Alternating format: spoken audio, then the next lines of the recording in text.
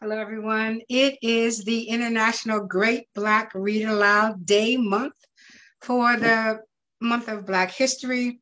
I'm sorry it's so late. It's about 10:15. It has been a long day, but I didn't want to go without reading a passage for today. Today is February 22nd, and the title is Purpose and Passion. Tomorrow is February the 23rd, and it's Overcoming Addiction. So if anyone would like to come on and talk about their addiction and how they overcame, or read a passage from a book about addiction and how people overcame, or if you're in the middle of addiction and just want to talk about it, tomorrow is that day. But today is February 22nd. It's Purpose and Passion. And I didn't want the day to get away without talking about Native Son by Richard Wright. Now, this book was originally written back in the 1940s, I believe. This particular copy is 1987. I've had it over 30 years. If you have not had the time to read Native Son, it's a classic book. I can't even tell you how profound it is. It was very well written. And back in the day, it was very, very hard for novelists of color to even get their books published. So a novel by Richard Wright. I am going to read the introduction. Yes, I'm going to read the introduction. So bear with me because the type is very, very small. I guess they weren't thinking about the senior readers when they decided to publish this book, but it's probably somewhere in a bigger print. I just don't have it. 1987, over 30 years old. If you do not have a copy, please get one. It is well worth the read. So I'm going to read the introduction. How Bigger Was Born by Richard Wright. I am not so pretentious as to imagine that it is possible for me to account completely for my own book, Native Son, but I'm going to try to account for as much of it as I can, the sources of it, the material that went into it, and my own years' long changing attitude toward the material. In a fundamental sense, an imaginative novel represents the merging of two extremes. It is an intensely intimate expression on the part of a conscience couch in terms of most objective and commonly known events. It is at once something private and public, but its very nature and texture, confounding the author who is trying to lay his cards on the table, is the dogging knowledge that his imagination is a kind of community medium of exchange. What he has read, felt, thought, seen, remembered, is translated into extensions as impersonal as a worn dollar bill.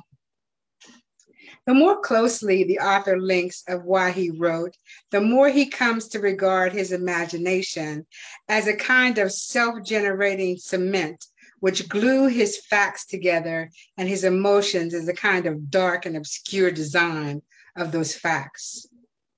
Also, there is something that is just beyond the tip of the tongue that could explain it all. Usually, it ends up by discussing something far afield, an act which incites skepticism and suspicion in those anxious for a straight-out explanation.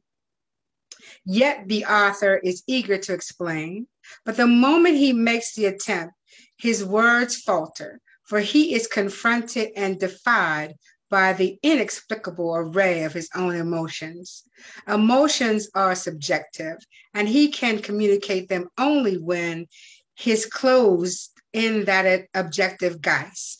And how can he ever be so arrogant to know when he is dressing up the right emotion in the right Sunday suit? he is always left with the uneasy notion that maybe any objective drapery is as good as any other for any emotion. And the moment he does dress up an emotion, his mind is confronted with the riddle of that dressed up emotion, and he is left peering with eager dismay back in the dim reaches of his own incommunicable life. Reluctantly, he comes to the conclusion that to account for his book is to account for his life, and he knows that that is impossible. Yet some curious wayward motive urges him to supply the answer, for there is the feeling that his dignity as a living being is challenged by something within him that is not understood. So, at the onset, I say frankly that there are phases of Native Son which I shall make no attempt to account for. There are meanings in the book of which I was not aware until they literally spilled out upon the paper. I shall sketch the outline of how I consciously kept into possession of the materials that went into Native Son. But there will be many things I shall omit, not because I want to, but simply because I didn't know them. The birth of Bigger Thomas goes back to my childhood, and there was just one Bigger, but many of them more than I could count and more than you suspect.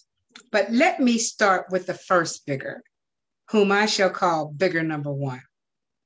When I was bareheaded, barefoot kid in Jackson, Mississippi, there was a boy who terrorized me and all the boys I played with. If we were playing games, he would saunter up and snatch up our balls and bats and spinning tops and marbles. We would stand around pouting, sniffling, trying to keep back our tears, begging for our playthings, but Bigger would refuse. We never demanded that he give them back. We were afraid, and Bigger was bad. We had seen him clock boys when he was angry, and we did not want to run that risk. We never recovered our toys unless we flattered him and made him feel that he was superior to us. Then perhaps, if he felt like it, he would do condescending things like throw them at us and then, give us a swift kick and then bargain and just make us feel in utter contempt. That was the way Bigger number one lived. His life was continuously challenged to others. At all times, he took his way, right or wrong, and those who contradicted him had him to fight. And never was he happier than when he had someone cornered, and at his mercy. It seemed that the deepest meaning of his squalid life was in him at such times. I don't know the fate of Bigger number one. His swaggering personality is swallowed up somewhere in the amnesia of my childhood, but I suspect that his end was violent. Anyway, he left a marked impression upon me. Maybe it was because I longed secretly to be like him, but was afraid. I really don't know. So this is The Native Son, a novel by Richard Wright. Today is February 22nd. It's purpose and passion. There's nothing more passionate than the pages of this book. If you have not read it, please put it on your reading list for 2021. And this has been the International Great Black Read Aloud Day month for Black History. Thank you to L.D. Robinson, who is the CEO of Ladero Press, who put this initiative together. And we will see you tomorrow on February 23rd when we talk about overcoming addiction. Good night.